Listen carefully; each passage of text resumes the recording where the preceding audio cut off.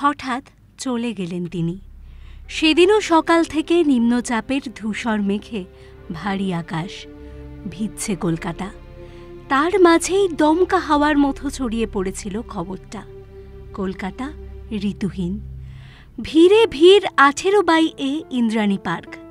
শত শত অনুরাগীর কান্নায় ভিজে তার তাসের ঘর।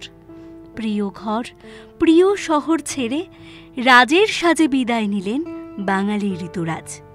2013 সালের 30শে মে। শব্দ আর ছবির মিশেলে তিনি এক আশ্চর্য মানুষ। প্রতিটা রেখায় লেখায় রেখে গিয়েছেন নিজের ছাপ। নিত্য নতুন ফর্মে ডাইমেনশনে ভেঙেছেন নিজেকে, আবার গড়েওছেন। প্রতিবারই যেন নতুন মানুষ ঋতুপর্ণ ঘোষ। জীবনে রাগ, অভিমান, যন্ত্রণা যত পেয়েছেন সেই সব আবেগ তিনি নিংড়ে নিয়েছেন নিজের সৃষ্টিতে। প্রথম স্কুলে পা রেখে নিজেই বদলে নিয়েছিলেন নিজের নাম।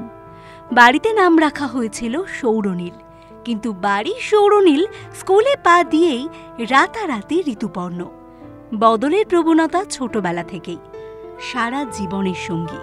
কখনো ছবিওয়ালা, কখনো গান লিখিয়ে, কখনো অভিনেতা, কখনো সম্পাদক, কখনো বা শুধুই লেখক। এর বাইরেও যে কত কত দিক আছে তাঁর।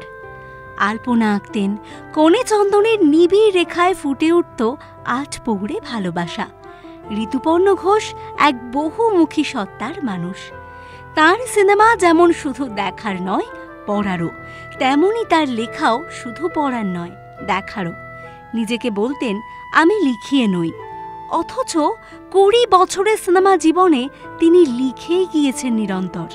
কখনো কালি কলমে, কখনো সেলুলয়েডে।